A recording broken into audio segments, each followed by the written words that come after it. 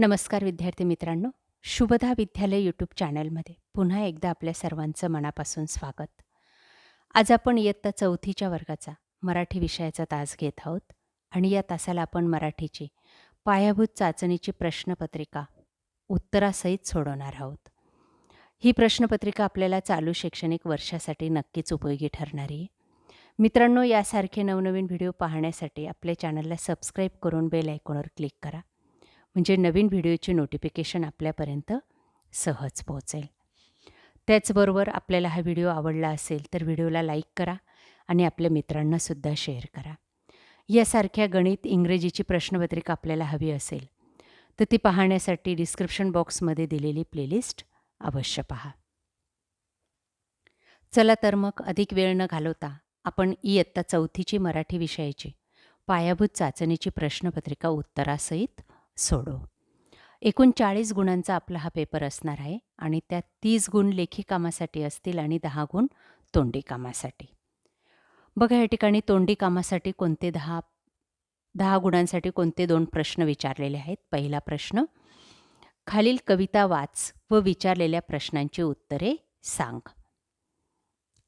बघा ती कविता. रानगवताची फुलं तिच्या कानामंदी डुलं, अन चाईला मोर गळ्यामंदी गळसर. अहो टणटणी फुलली तिच्या नाकामंदी फुली, अन बुराडीची फुलं तिनं केसात माळली. आता याच्यावर आपल्याला प्रश्न विचारलेला आहे. पहिला प्रश्न, दिलेल्या कवितेत कोणत्या विषयाचं वर्णन आहे?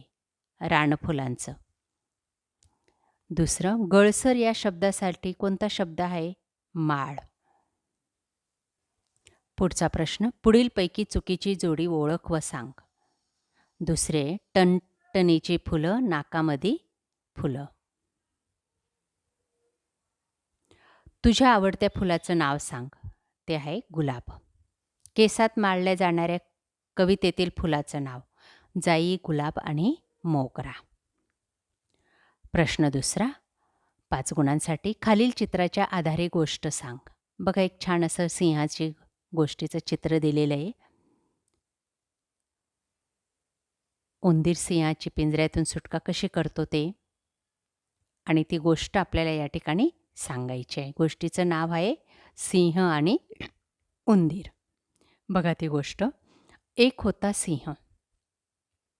एके दिवशी तो झोपला असताना उंदीर त्याच्या अंगावर खेळत होता.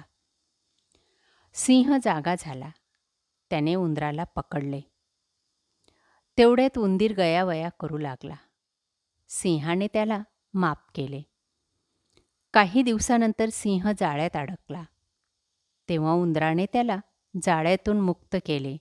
सिंह खुश झाला. अशा प्रकारे गोष्ट लिहून आपण त्या तोंडी सांगायची शिक्षकांना आणि 5 गुण मिळवायचे. पुढचा लेखीसाठी चाचणीसाठी प्रश्न तिसरा, खालील प्रसंग वाच व प्रसंगाच्या आधारे उत्तरे लिही. 5 गुणांसाठी एक प्रसंग दिलेला आहे. बघा, तो प्रसंग काळजीपूर्वक वाचा आणि त्यानंतर त्या प्रसंगावर आधारित विचारलेल्या प्रश्नांची उत्तरं लिहायची.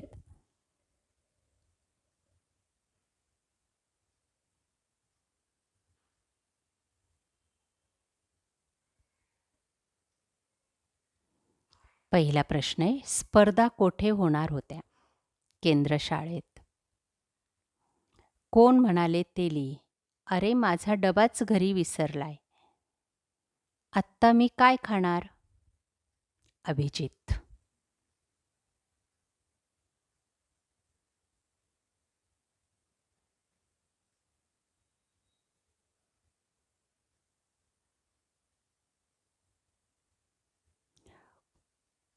कोण म्हणाले ते लिही. अभिजित झालं. तिसरा प्रश्न, पुढीलपैकी बरोबर जोडीला बरोबरची खूण करायची आहे. मयूर, गुळाची पोळी. पुढचं, तुझ्या शाळेत होणाऱ्या कोणत्याही 2 स्पर्धेंची नावे सांग. चित्रकला आणि निबंध.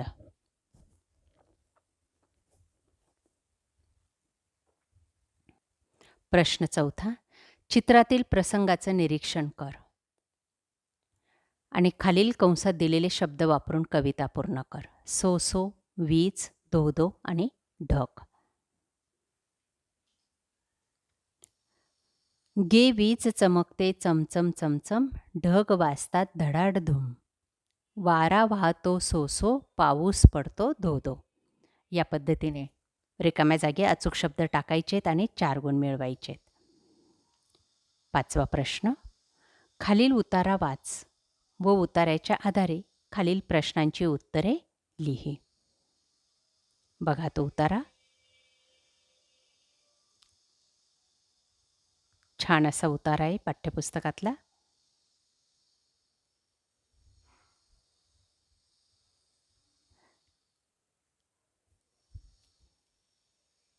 तो वाचायचा आहे आणि त्यावर आधारित विचारलेला प्रश्न. पाण्यामध्ये कोणाला स्वतःचे प्रतिबिंब दिसले? सांबरला. काय ते लिही. उंच, दणकट, पसरट आणि सुंदर. शिंगे. योग्य पर्याय समोर बरोबरचे खूण करायचे. पाण्यामध्ये पायाचे प्रतिबिंब पाहिल्यानंतर सांबराच्या मनात आलेली भावना दुःख. कुरूप या शब्दाला उतार्यात आलेला विरुद्धार्थी शब्द सुंदर. 6वा प्रश्न. जाहिरात वाच व विचारलेल्या प्रश्नांची उत्तरे लिही. 4 गुणांसाठी ही जाहिरात. बघा छत्रीची जाहिरात आहे, ती वाचायची आहे आणि त्यावर आधारित विचारलेला प्रश्न. वर्षा छत्री मिळणाऱ्या दुकानाचा पत्ता.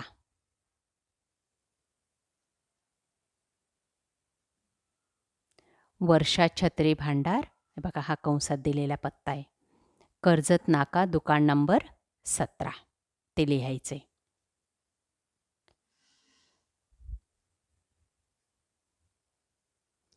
छत्रीशिवाय पावसापासून रक्षण करणाऱ्या कोणत्याही एका वस्तूचे नाव. रेनकोट, घोंगडी. पुढचं. छत्रीवर सूट केव्हा मिळेल ते लिहा. 2 छत्र्या खरेदी केल्यानंतर. दुकान कोणत्या दिवशी बंद राहील? रविवारी. 7वा प्रश्न.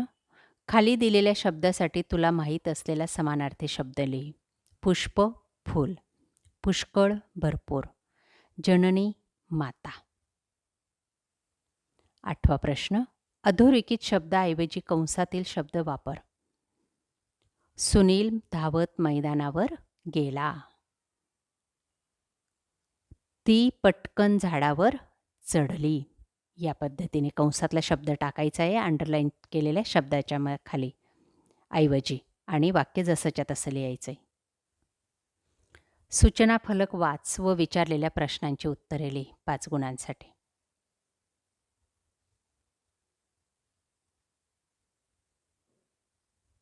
बघा तो सूचना फलक. योग्य पर्यायाला गोल कर. वरील सूचना कोणासाठी आहे? विद्यार्थ्यांसाठी. सूचना कोणी दिली? मुख्याध्यापक. भाषण करणाऱ्या विद्यार्थ्यांना आपली नावे वर्ग शिक्षकांकडे कोणत्या तारखेपर्यंत द्यावीत? 10 तारखेपर्यंत.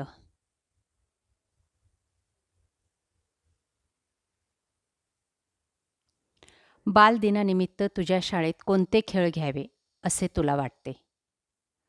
त्यांची यादी कर. लिंबू चमचा, संगीत खुर्ची, लंगडी. प्रश्न 10वा. योग्य विरामचिन्ह वापरून वाक्य पुन्हा लिही. तू ही कसली चित्र काढली आहेस? प्रश्नचिन्ह.